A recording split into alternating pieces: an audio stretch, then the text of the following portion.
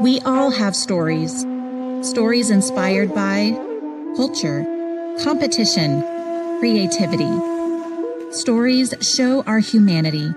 They inspire us to greatness and remind us to be humble. Stories connect us to our communities and the rest of the world. We are the Chutta people, and these are our stories. See and share them at togetherwe'remore.com. It's caught Hollywood! Lights, camera, action! Hollywood Brown! CD Lamb still running! Hits a corner! CD! For the TD! People don't know what it is to be champions. Oklahoma invented it.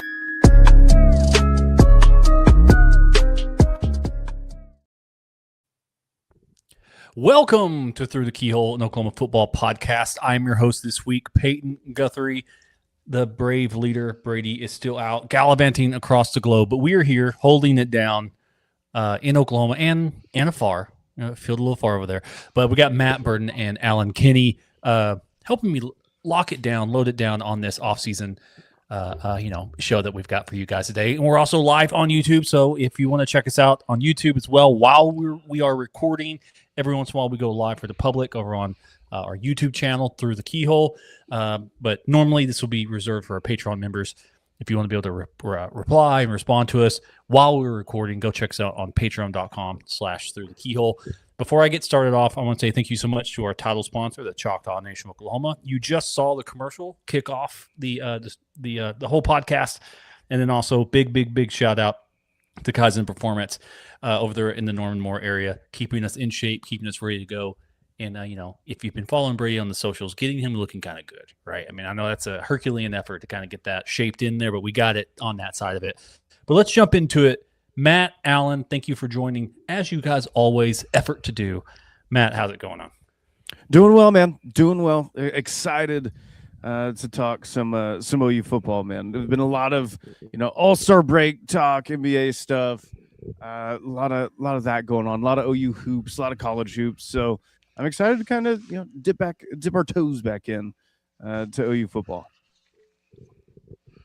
Yeah, some actually OU football stuff to talk about this this week. I don't have to try to drag up a bunch of stuff. We actually have some actionable items to talk about if I want to get into my corporate speak. Alan, I think that's a fresh haircut. Looking pretty good. How's it going?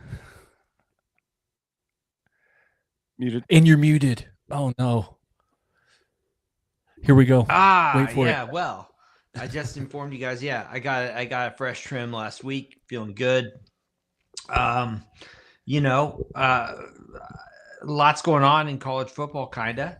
I guess a lot of news for the Sooners at least. Of course, it pretty much all broke like 10 minutes after we stopped recording our last show.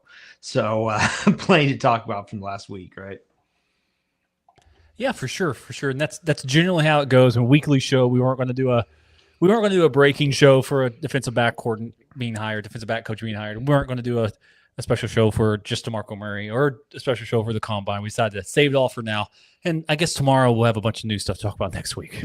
We'll be a week behind for the offseason. But let's jump straight into this.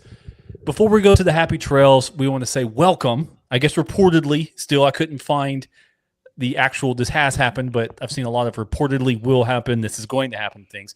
But it seems the University of Oklahoma football staff, coaching staff, has a new addition with Lamar Morgan from Michigan joining Oklahoma. Before he was at Michigan, he was at ULM and University of Louisiana at Lafayette. The Cajuns, right? The Fighting Cajuns? Raging Cajuns, yes. Raging Cajuns, yeah, I forgot. On that side. Got some strong SEC ties from that area, as well as I believe he was at Vanderbilt for a year. So some strong SEC stuff on that side. Alan, is there anything from this new hire that sticks out to you? I mean, I have one thing immediately, but I want to see, does anything stick out to you right now based on Lamar's previous stops and maybe how this process has played out? Nothing that sticks out in terms of, previous stops or anything like that. I think the bigger kind of surprise here is there's not like a clear through line from Lamar Morgan to Oklahoma's coaching staff. Normally when you have an opening in your staff like this, the first thing that anybody points to is, okay, well, who does the head coach know, or who has ties to the program, that type of thing. You don't see any of that here. This is, clearly a hire based on something about Morgan's background, or something about the Michigan scheme, whatever that may be, that clearly appealed to the Sooners. So that to me is the big takeaway here. Yeah, that was something that really stuck out to me, was the idea of like, well, where did this guy come from? Everyone was saying, oh, it's going to be this former player. It's going to be this guy who used to coach for somebody. And Lamar totally just comes out of the blue. It's not anyone I saw on a list in any way, shape, or form. But he was here, seems to have done good at Michigan, and in Oklahoma being able to benefit from Michigan's, program instability at the moment, hiring the new coach, losing a coach, hiring a new coach. There's going to be some shakeup. It seems Oklahoma was able to pick up and benefit from that. Matt, what do you think about Lamar in this SEC style recruiting? He's got some skins in the wall in that area on the lower level stuff, especially in the Louisiana area. Yeah, Louisiana, never a bad area to have some good ties into when it comes to college football players. I know that for a fact. But as far as defensive hires go, I don't think I have any, worry that Brent would find the right guy for what he wants to do. The offensive end, it's still up in the air, right? But as far as defensive hires go, listen, the worst one's probably Ted Roof, and I think we can all agree that Ted Roof was kind of a defensive coordinator just in name only. I don't think he really had the defensive coordinator duties, if you will, other than standing up at the podium after the game answering questions. That's really what it felt like. But I didn't think Zach Alley was that bad of a hire, and as far as all the other ones, I think Brent's track record at OU as far as defensive hires, I think you can say it went pretty well. I mean, the guy who Lamar Morgan is replacing just got hired by the Buffalo Bills, so it's like it's got a pretty good track record on that side. I'll just trust Brent on the defensive side. Yeah, you see some stuff here like from his previous stops. I'm reading from his Michigan bio because he's not quite famous enough to have Wikipedia, but the Michigan bio here, taking defenses in the during the Raging Cajun stop, going from 55th the passing yards allowed, 110th the pass efficiency defense, 105th in scoring, and 97th in total defense. That's not good. Up to 6th, 2nd, 31st, and 33rd, respectively, in those 4 years he was there. And each 4 years having double-digit turnovers, achieved on that side. So it seems to be a coach that's maybe particularly good at putting defensive backs in position to cause some havoc, or at least coaching them up to, if a ball's in the air, get a hand on it, pass, break up a pass, things of that side, which was something I will say at the University of Oklahoma last year, the defensive side of it, the havoc was coming pretty much exclusively from the front seven, and your back four, back five was having some issues on that side. So this could be a good change for Oklahoma to actually have some cornerbacks, defensive backs, safeties be a little more active in the passing game, passing defense when it comes to the havoc side of it. I mean, Alan, do you see anything? Is there anything coming from your mind thinking about the 2025 football season from the Oklahoma's secondary specifically that you think or we'd like to see increase talent-wise, skill-wise, stats-wise on that sticks out to you? Oh, I just completing more interceptions, completing the full process of actually, taking the ball away. For me would be, I guess if I was going to say there's something they need to improve on, but by and large, I felt like that entire unit played really well last year. It was kind of like, I think for Jay Valai, it was one of those kinds of like proof points, for him as a coach, just looking at, the youth in the room, how they performed. I never really, when it comes to things like how good is this position coach, I'm always kind of ambivalent about how, where, like, for example, does the defensive scheme end and where do their contributions start? you know. So I mean, I'm loath to say like, oh, well, clearly he did a great job coaching up Michigan's corners or not. But I mean, Michigan's been one of the better defensive teams in the country for a while now, and just from that culture, that pedigree alone, seems like a pretty good place to be pulling a new position coach from. And then Matt, same thing on your side. You know, we're watching this, and you know, we do this once a week, maybe twice a week. You gotta pump this content out every single day. And so I do not, you know, wish that upon myself, to be honest with you. But what do you think that you would want to see an improvement? What's like a point of area of improvement that you'd want to see the Oklahoma defensive backs to take on for 2026? Yeah, I mean, I think the same as Allen, man. Interceptions would be really nice. They went through, was it the first 5 games without getting an interception? And even then, like I know it's probably not, you know, outside of some pick sixes or some really long returns for Eli Bowen. I mean, it was Peyton Bowen, it was Robert Spears Jennings, it was some of the safeties there doing that. Did Cortland Guillory record an interception this year? I can't remember off the top of my head. I don't think so. Jacoby Johnson had that one in the Missouri game where it was just like he played it absolutely perfectly.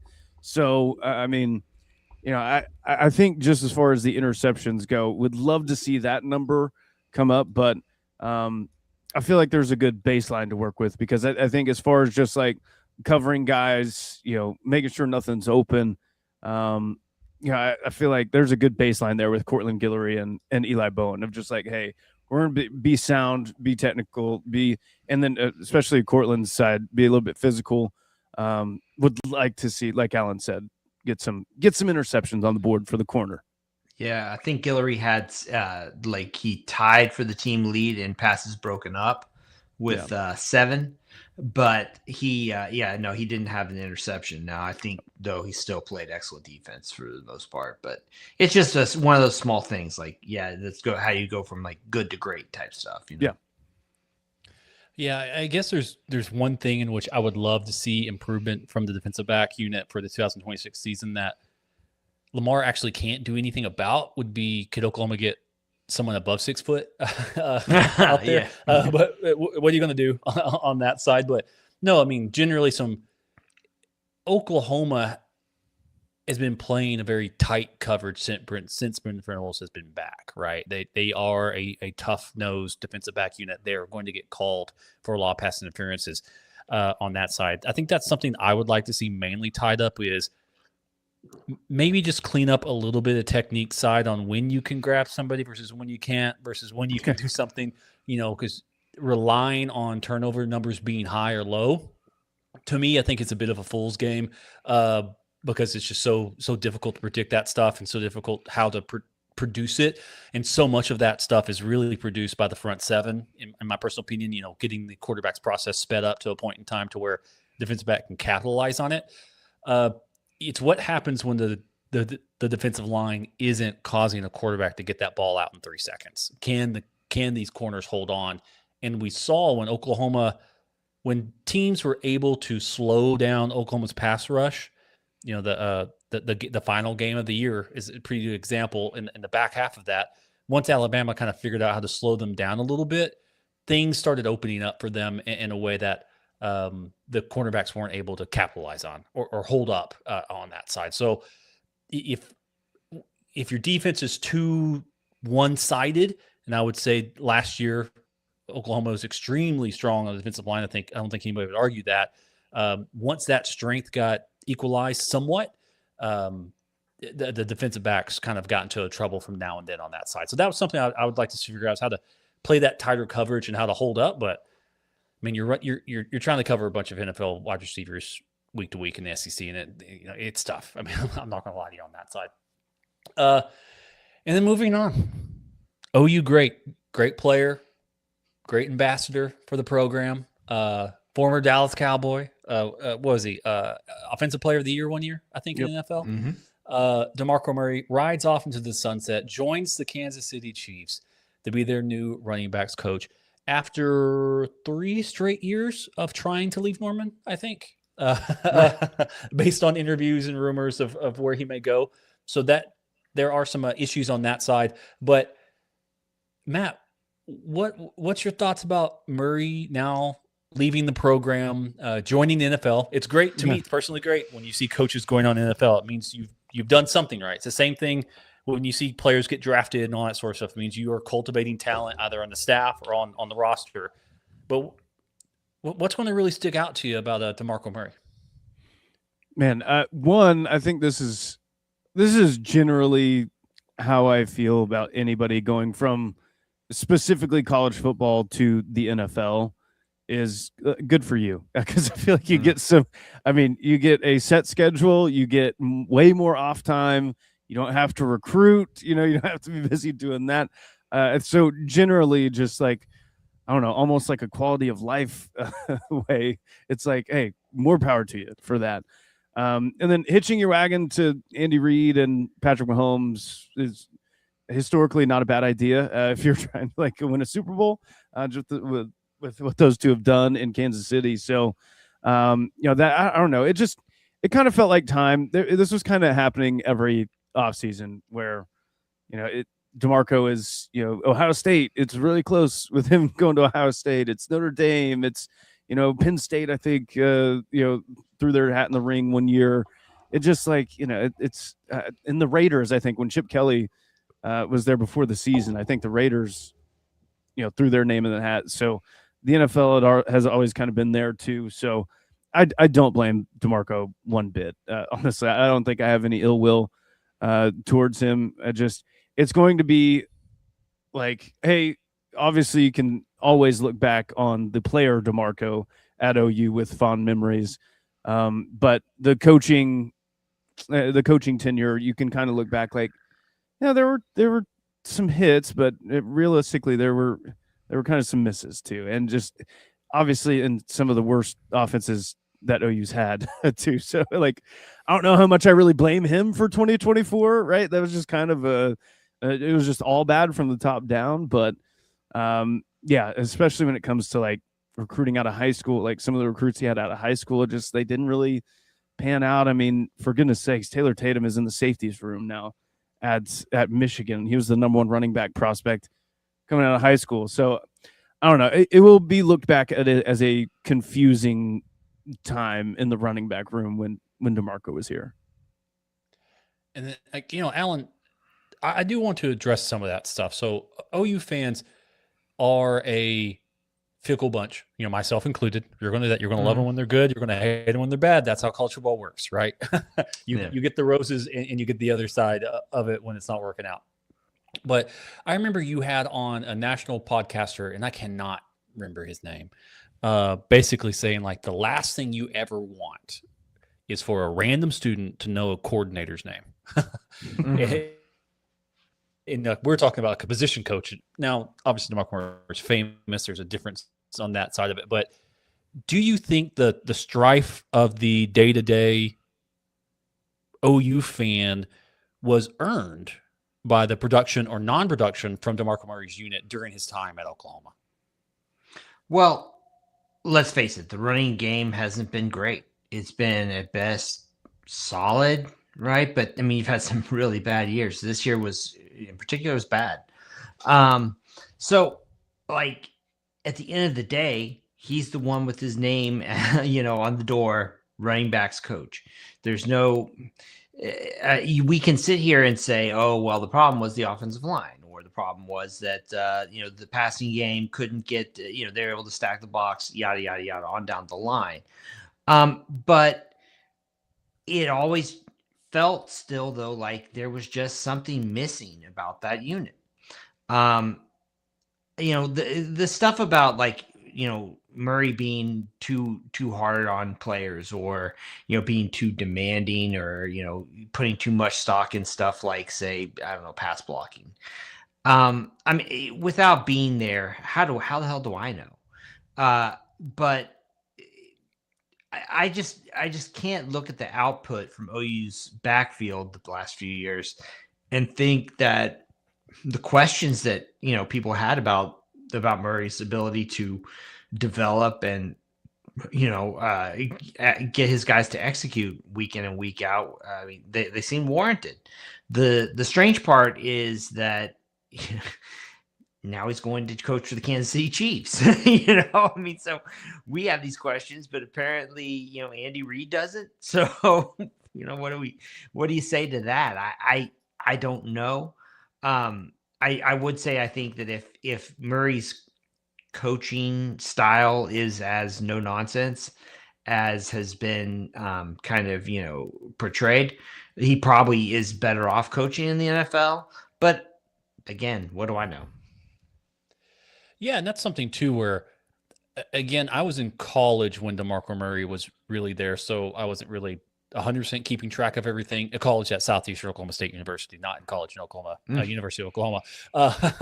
So I was more like, I'd watch him run the football, when Oklahoma played. I wasn't as on the pulse keeping up with that stuff, but he always seemed to carry himself with a certain amount of professionalism, even when he was in college, even when he was playing on that side of it. You didn't hear too much of him doing too many knucklehead stuff.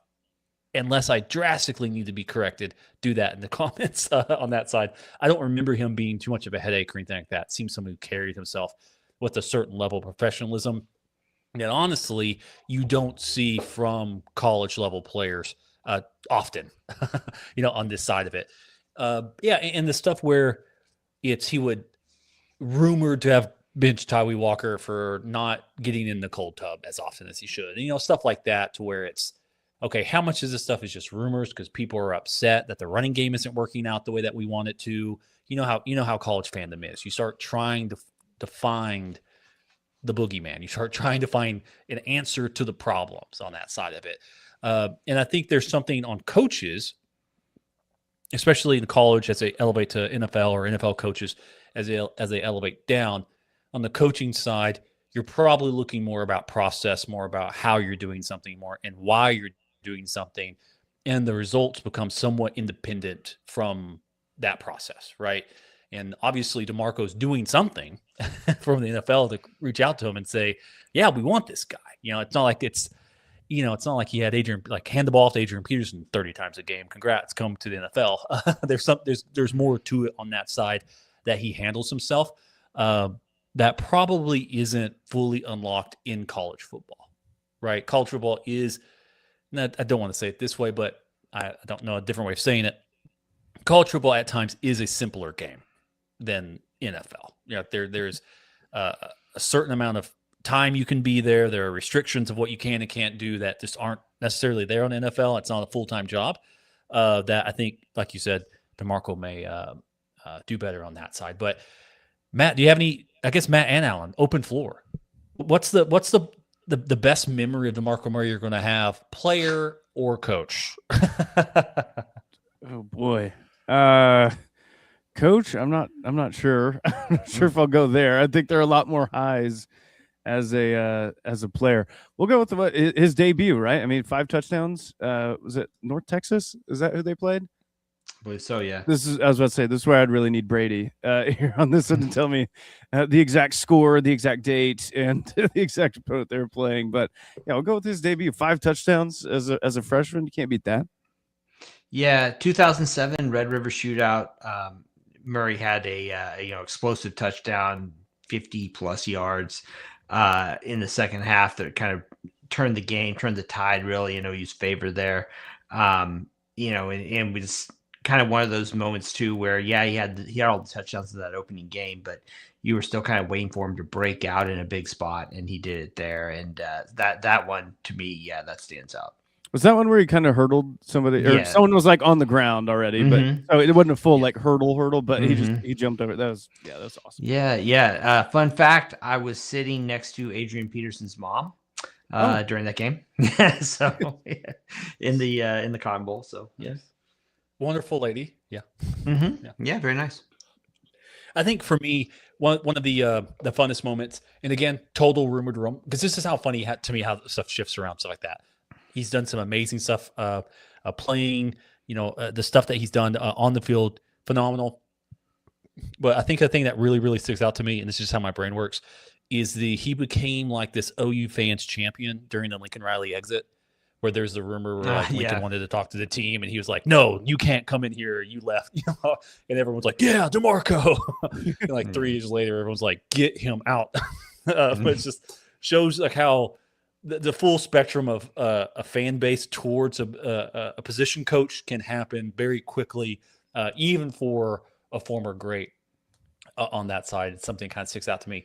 And I will say, according to Kansas City Chiefs on SI, written by who wrote this? Zach Gilbert. I guess Chiefs fan base aren't really necessarily excited about this hire, but I guess I have to see how it works out on that side. But what are you going to do? Man, if an NFL fan knows who your position coach knows, that's real bad. Like that's I mean, I'm not that does not worry me in the least, man. Chiefs fan, like give me a break. Yeah, they can't even keep their team. They're in a different Kansas City now. On that side of it, to move on to continue this trend of moving on to the NFL. The NFL Combine invitee list has gone out. Oklahoma lands 10 players. 10 former players are now going to Combine. I did not look up where that ranks in schools. My assumption is it's decantly high, usually double digits. I think it's like third. Tied fourth or tied third, I think. Third? Perfect. Led by Deion Burks, Kanik, everyone, if you've seen the list, got 10 people in there. Majority, aka 8 of the 10 on defense, I think. 7 of the 10 on defense, really leading the way in there. Sadly, Owen Heineke is on that list because he's not going to more. I do not see how he's going to get it at this point in time. May start running the 40s, kid. Start bench pressing.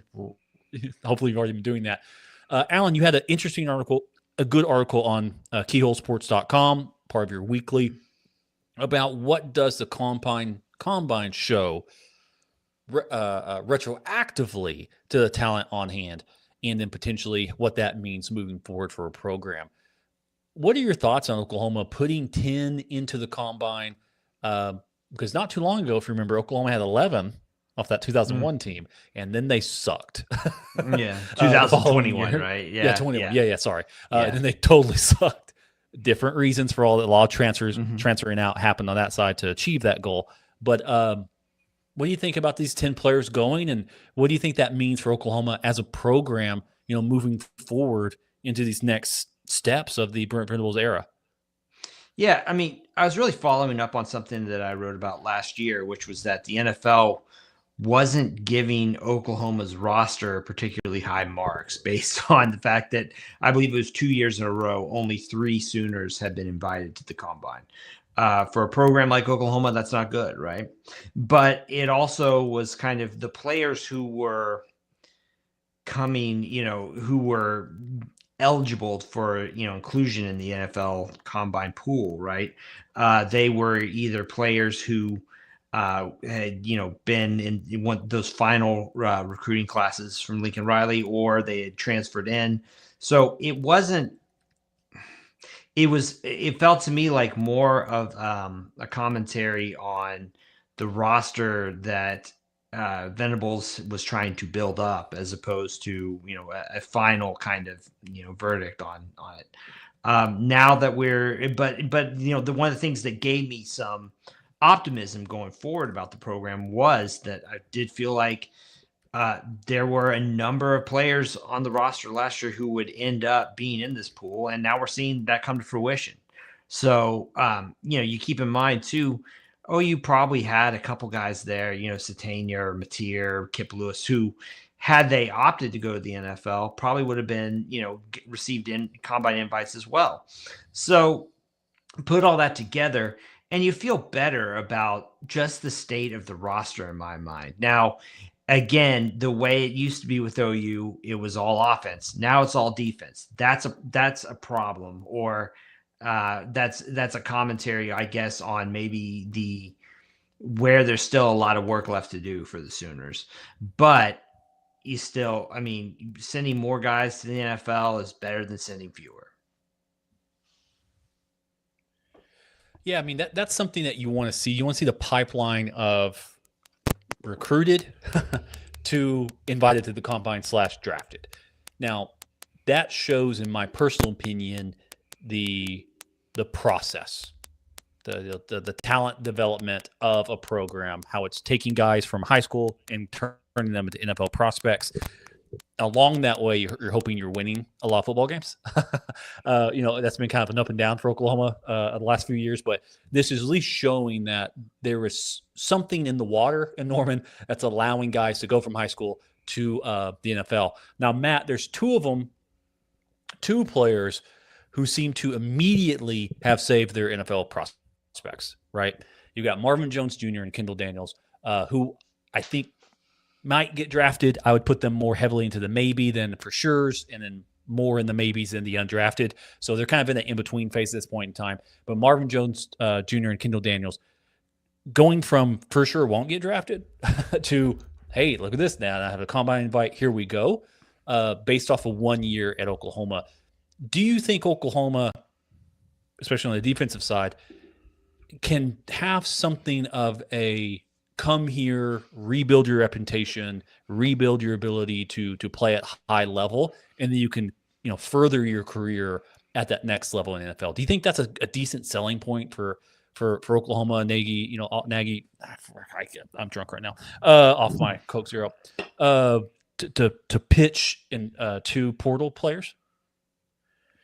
I think so. I will say I don't think you want like a full team of that, right? I don't think OU's in that spot. But like a here and there, like, hey, like these two guys, yeah, you guys can come here, kind of rehab. It's the Nick Saban coach's rehab that he had, but instead it's Brent Venables' defensive player rehab is what it could be like. But I think Kendall Daniels will get drafted. I think, especially if he tests well too, teams are going to see like, oh, this guy's 6'5", 240.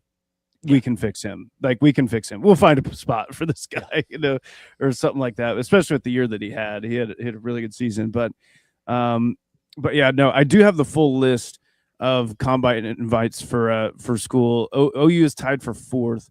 A&M is first with 13. Alabama solo second with 12. Then LSU and Ohio State had 11, and then OU, Miami, and Georgia are tied 4th with 10 apiece. So good company to keep there. You love that, like Alan said. I mean, you're never going to complain about having X amount of guys drafted and X amount of guys invited to the combine too. So looking forward to it. Hope the best for all these guys, and we'll see. See, our guy Harry says, any Owen Heineke update?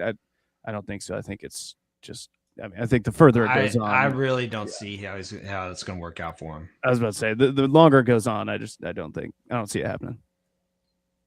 Yeah, I mean, unless they're able to get him from a very famous OU alum judge who has some biblical reference, he can point towards to get him another year. I would go ahead and say that goes on that side.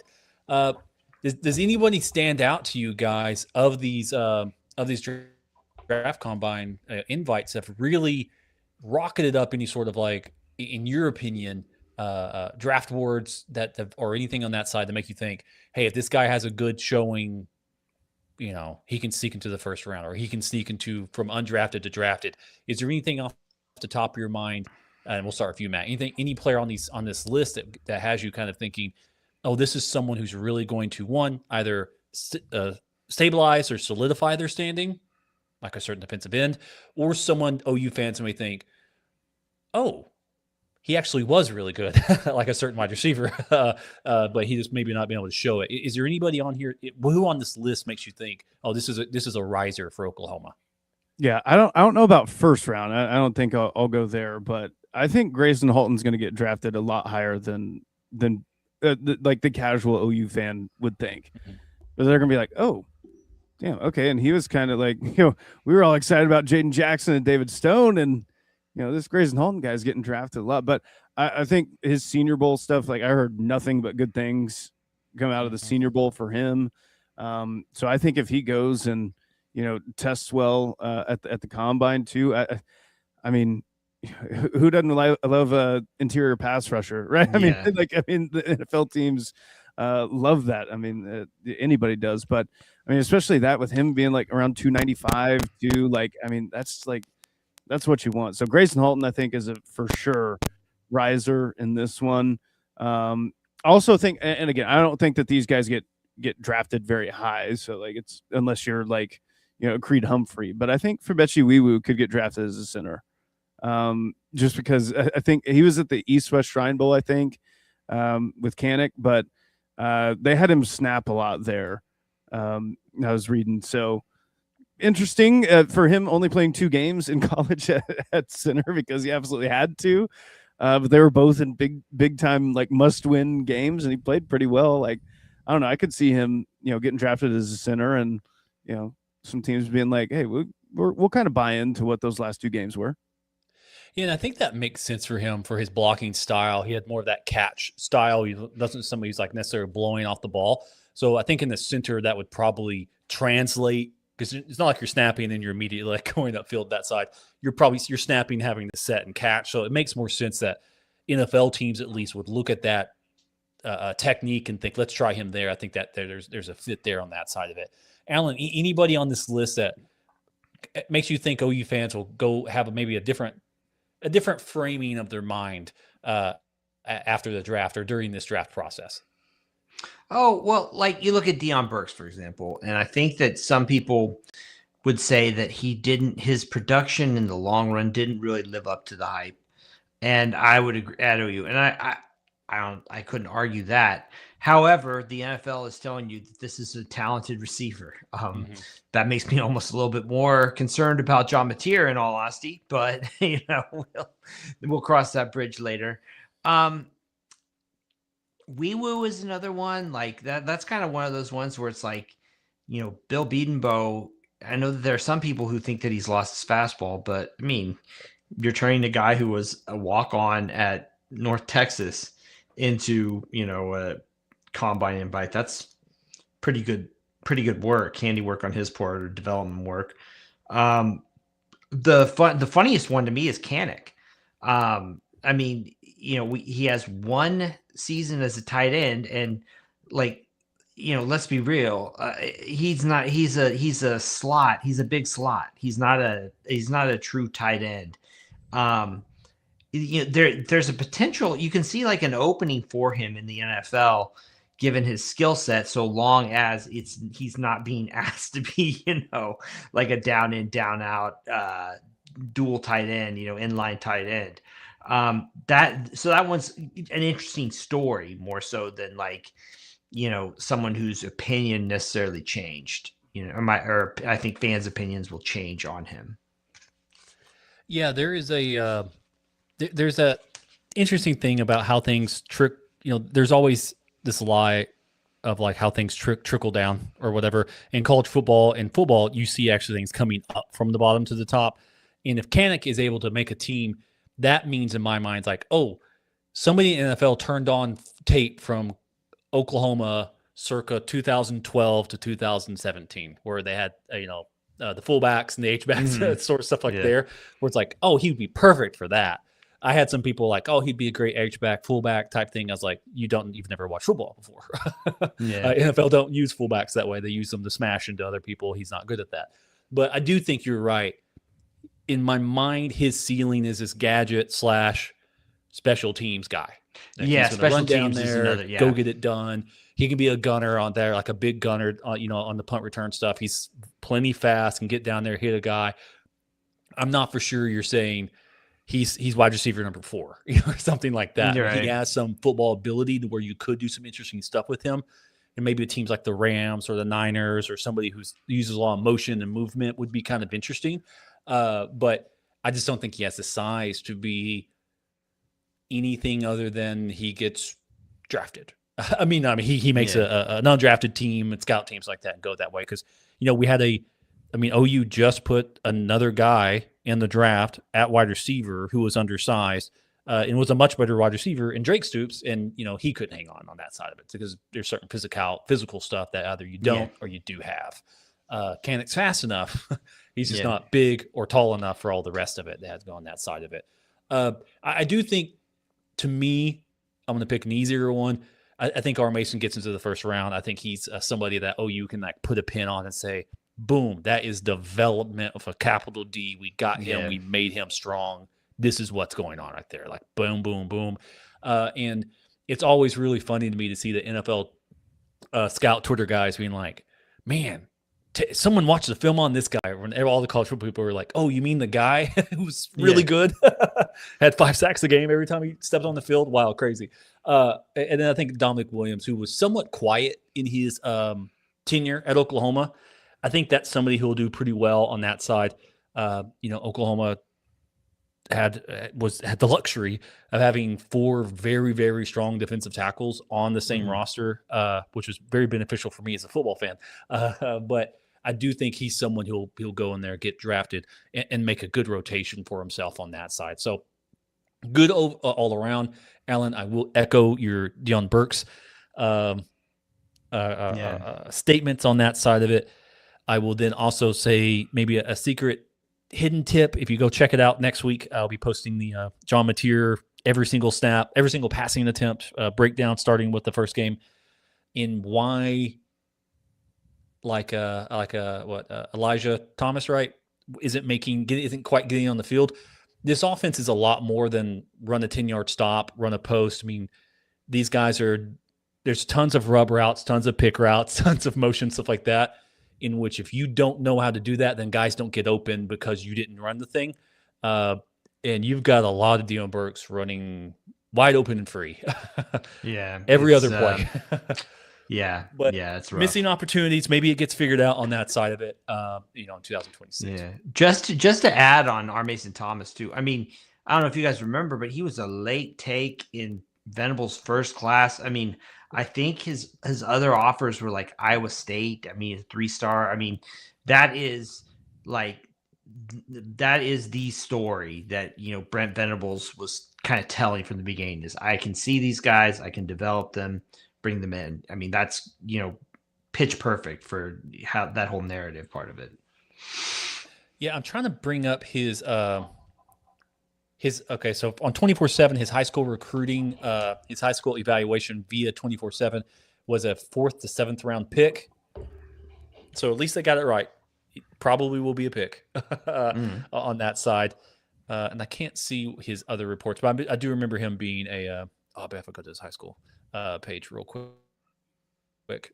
Yeah, no, I think he was committed to Iowa State, wasn't he? I think he was, and like a late flip. I think he was. Yeah, they flipped him. Yeah. So yeah, that is one that you have to go through. He did have some offers, Miami, Kentucky, South Carolina, but if you put those on there, yeah, he really did not have that many offers at all. He had he had 5 offers. That's crazy to think about where he turned on that.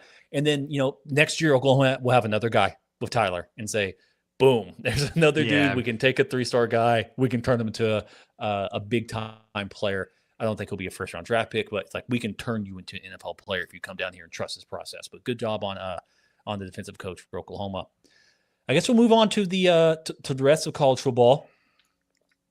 We're kind of trolling here. Texas cancels its non-con with Arizona State, and then there's also rumors of Alabama canceling non-cons with the Ohio State. Something I thought was very, very funny. There's what Paul was Feinbaum was talking about. Hey, I'm hearing rumors. The Boars on shaky ground. They do not want to play that game, which again is kind of interesting. It's like, if you lose one game, you get fired. Then what does that mean? That if anything boils down to if you lose one game, you get fired. That means that dude should be fired before that. If here's the outcome of this one game. But something that's very funny. I was looking at future schedules. Alabama is talking about canceling, potentially rumored, inside sources, canceling the Ohio State football game.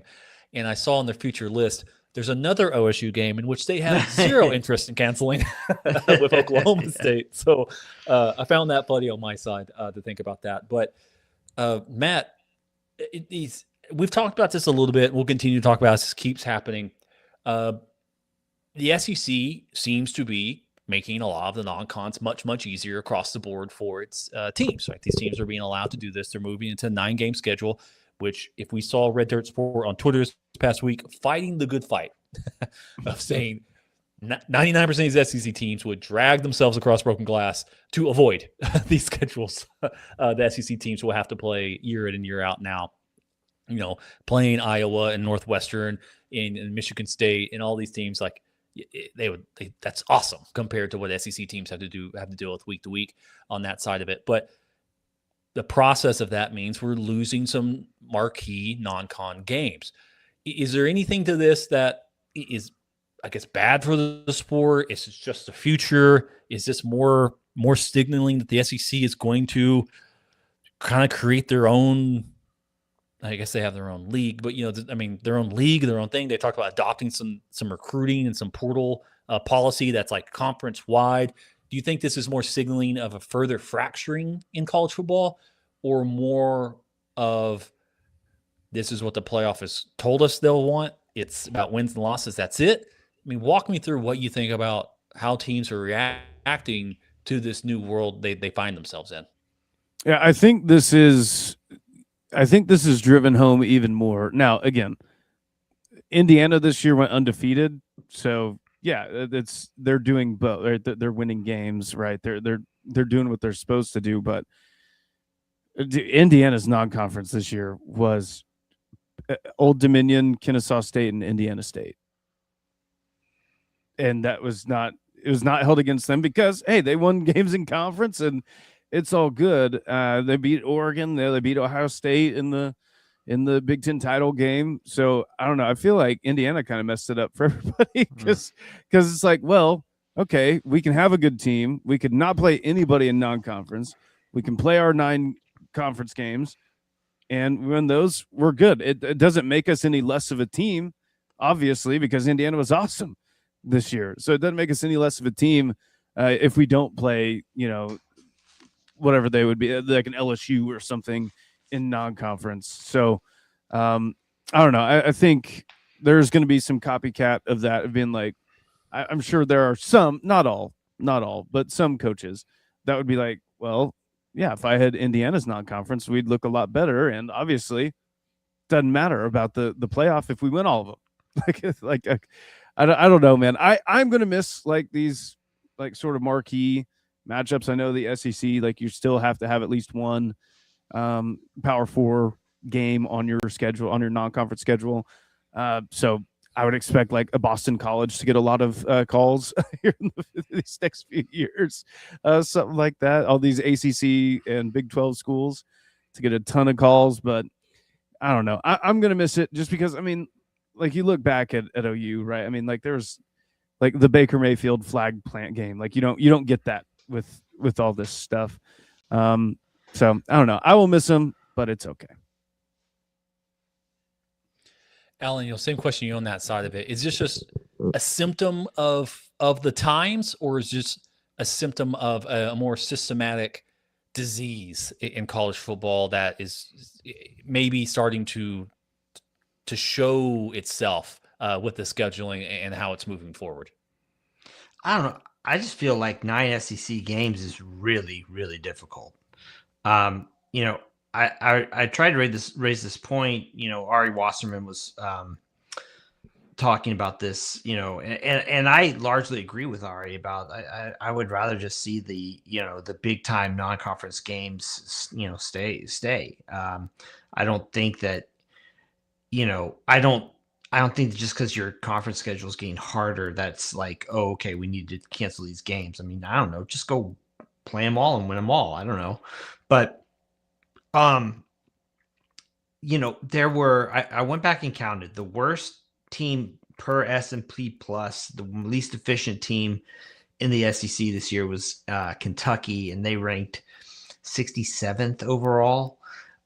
There were 7 teams in the Big Ten that ranked below that, right? So, I mean, ironically enough, Indiana, we just finished slagging off on their non-con schedule. Well, they also played 5 of the 7 worst teams. Those teams that were worse than Kentucky were on Indiana's schedule this year. I mean, the whole idea that the SEC has really gone anywhere is silly. I mean, it's still an incredibly deep conference, and when you're playing those kinds of games, that's a full docket. So I mean, I don't know. I don't really like where this is going. But I think it's more just a matter of, trying to do what's in your best interest competitively, I guess. I mean, I don't know. You're still going to need to win big games, down the road. So I don't know if how much of an advantage is really going to be gained here. Yeah, my viewpoint is looking at it from Oklahoma fan. Is we all got really bored of playing these land grant Big 8 teams, right? I mean, that's the whole point. Everyone's like, we're going to Kansas State again, going to Iowa State again. You get bored of playing these games. And I remember talking to an Alabama writer, welcoming Oklahoma and Texas, like, finally, we can stop playing these shitty SEC teams. We get Oklahoma. It's like another cool game to play. But if you just keep playing the same teams over and over and over again, there is rivalry there, in which that's one of the reasons why I miss playing those Big 8 teams. Mm-hmm. But I could understand somebody saying, like, again, it's this, this team again. I could understand some of that side of it as well. And then coming from a wrestling fan, they used to every once in a while put together what's called a dream match, right? It's like, oh, wow, I never thought we'd see these two in the ring together or whatever like that. And they keep people apart, and then boom, they put them together and they sell it as like on WrestleMania or something. To where like these big non-con games to me are like that. They should be these dream matchups. Like, wow, Oklahoma, Ohio State, big time. That needs to happen for the health of the sport, or else you're just going to, if I own the broadcast rights, I'm probably pulling the ear a little bit of saying, like, hey guys, what are you doing here? Like, I get you want to win more games, but like, I don't know if we're going to get a big number on Oklahoma playing I don't know, Sacramento State. You know what I mean? Like, we would much so rather you guys keep this Michigan game. I think it's helpful for the sport, helpful for people to get involved in it and watch it. If you're talking about growing the sport on that side, I think it's easier to grow the sport by having big time games and good games than it is like the Big 12 trying to have a game in Mexico City or something. Yeah. You know what I mean? Like, I think it's like, hey, play this big game. And I was just listening to the Solid Verbal today.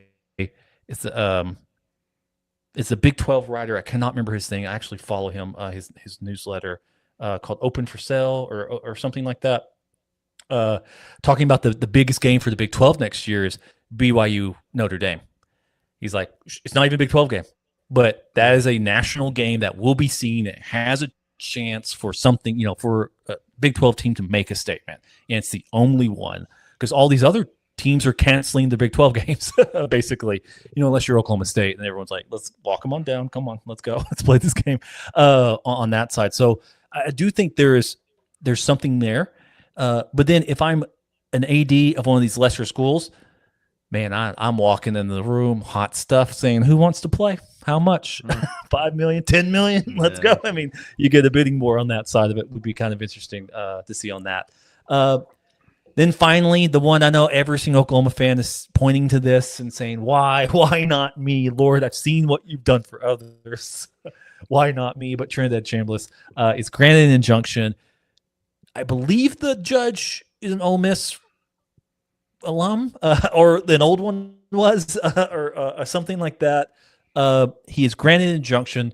That doesn't necessarily mean he's eligible fully. Is that correct, Alan? It just means NCAA can't currently enforce his ineligibility. I'm assuming, I guess my guess is this is not the end of the legal process, but for right now, I believe he's okay to play next year, or he will be playing next year.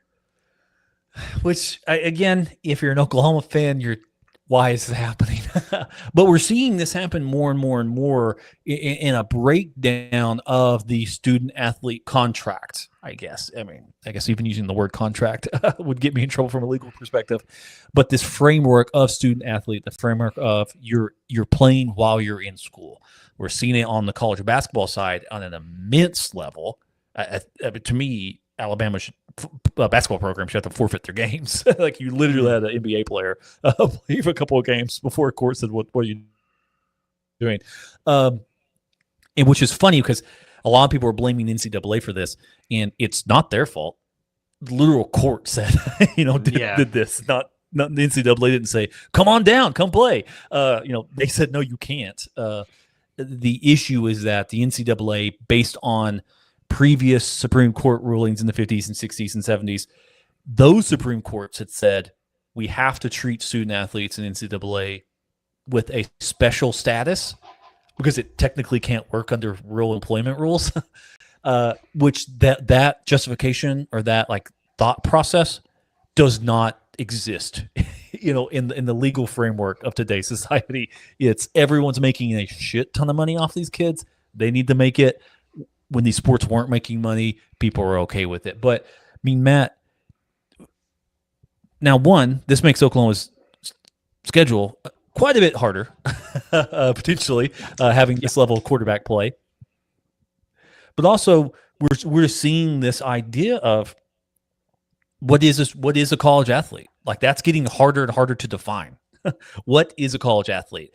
I think there was a player saying he was asking to waive tuition fees because it offered too high of a burden for him to be able to play. We're getting to a point to where it's almost going to be separate. Like here's sports that are sponsored by this college, but they're no way affiliated with like taking courses or being in there. Is this getting too far? Is this getting too far in your mind of what people who wanted players to be compensated, fairly compensated? I'll say that. If you're not watching the YouTube, I've got the pin. I'm doing like the Obama, like fairly compensated. We're going to compensate them fairly on that side. Or is it just fully wild, wild west? We're waiting for something to happen on that side. Yeah, I think, man, it's tough with, especially, I don't get the junior college, right? Now it's just, hey, that really doesn't count that much against you, right. At all. You can just play the Diego Pavia stuff, right? I don't get that. There's a lot that I don't get. I do think. I mean, we're heading to the Super League. Like when I cannot be convinced otherwise. Whether that's in 5 years, 10 years, 20 years, like we're heading that way. I don't know. Will the 5-year rule? Will that even fix anything? It's like, hey, you get 5 years. We're not doing red shirts. You get this, but then you still have medical red shirts. You still have all this other stuff that people are gonna sue for because there's a lot of money on the table, now for these guys to make. The one that gets me is the Amari Bailey kid. Went to it is just this basketball, but played at UCLA. He's played 10 professional basketball games. Literally in the NBA. He's played 10 NBA games and he's trying to come back and play. He just took a visit to a Grand Canyon University. And I'm like, dude, like, what are we? One, how is that not embarrassing to you as a player? Like, how is that not embarrassing? And then two, like, how are we even entertaining this idea that this guy has stepped on a court, like with Victor Wembanyama or with Shai Gilgeous-Alexander or Jokic, and then he's like, oh, okay, he's gonna go play mid-major basketball in college. Like, I don't know, man. It's all. I mean, the toothpaste is out of the tube, and it has been for a long time. I don't know how you try to fit it back in there. I don't know if there is a way to. So the football one is just on a whole. I want to say a whole nother level. Not really, because there's not NFL players trying to come back and play college football yet. But I don't know, man. It feels like we wake up to a new reason why we're getting an extra year of eligibility. So, yeah, it seems strange on that side. I mean, Alan, you're over there on Capitol Hill. You're writing some of this legislation. I'm assuming. No. Joking. You do have. You're someone. Don't make this weird.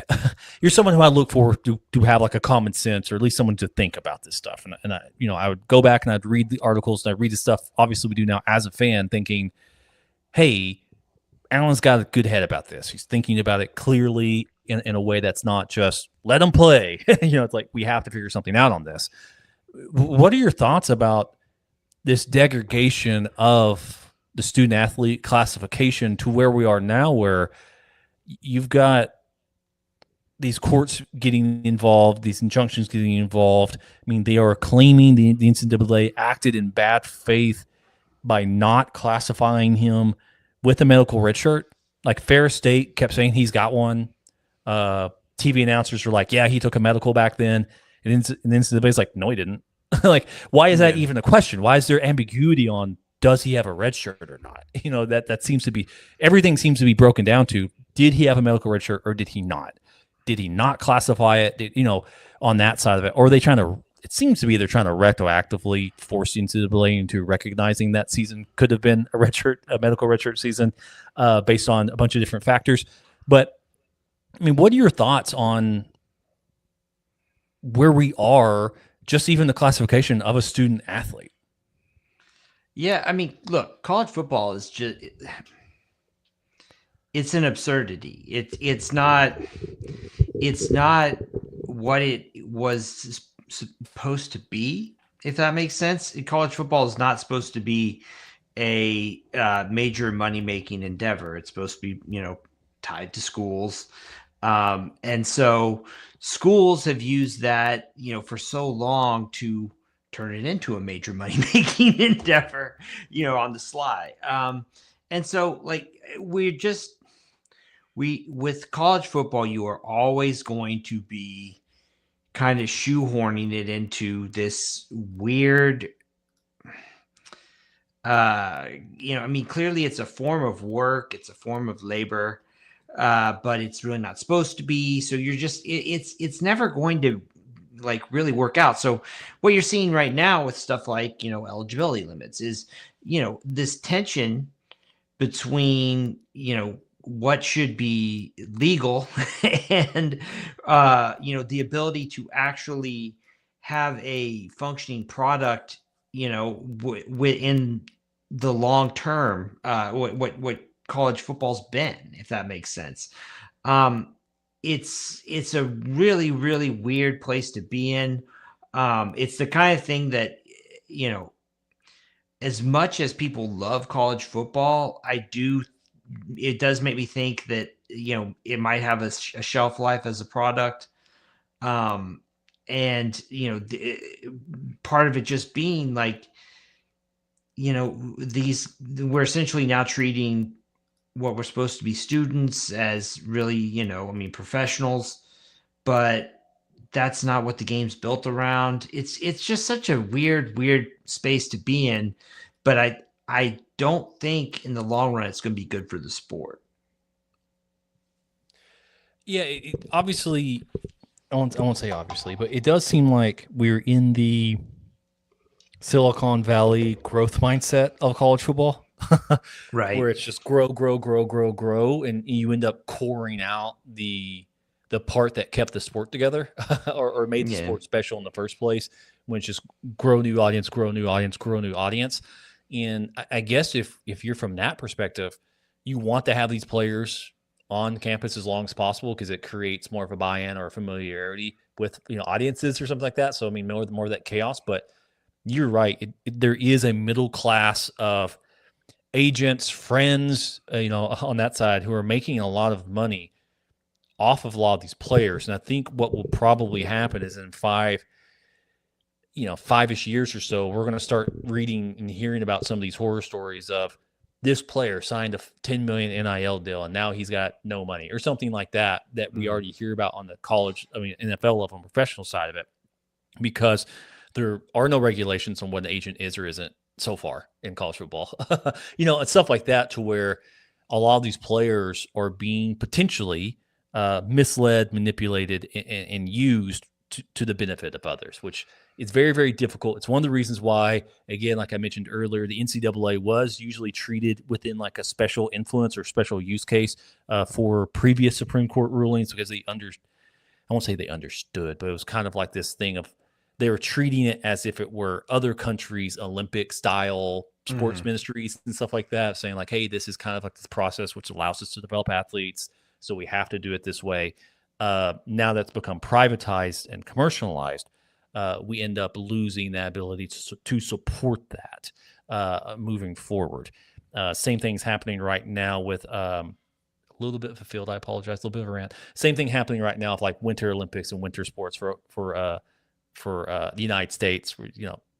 Just how much it costs for someone to ski and do that is just getting astronomical. When Norway, it's like $60 for the season. There you go. Ski all you want, figure it out, because they understand like they have an importance on it. So anyway, a bit of a rant there on that side of it. Anything else we want to talk about? We feel pretty good. That's everything I had written down. Yeah, no, we hit everything. Feel good. Right, we hit everything. You heard it, guys. You hit everything. Please leave us a like and review over on Spotify or on Apple. That would be fantastic for us. Remember, check out our website on keyholepod.com. Keyholesports.com? I can't even remember the pod. Keyholepod.com. My brain is shutting down. Keyholepod.com. Or check us out on patreon.com/throughthekeyhole. I've heard it's a very good website. Go check it out. And thank you so much for Kaizen Performance and as well as the Choctaw Nation of Oklahoma. We'll sign off as we always do. For myself, for all the great listeners, for the Patreon members, for Alan, for Matt, and for Brady. Boomer. Soda.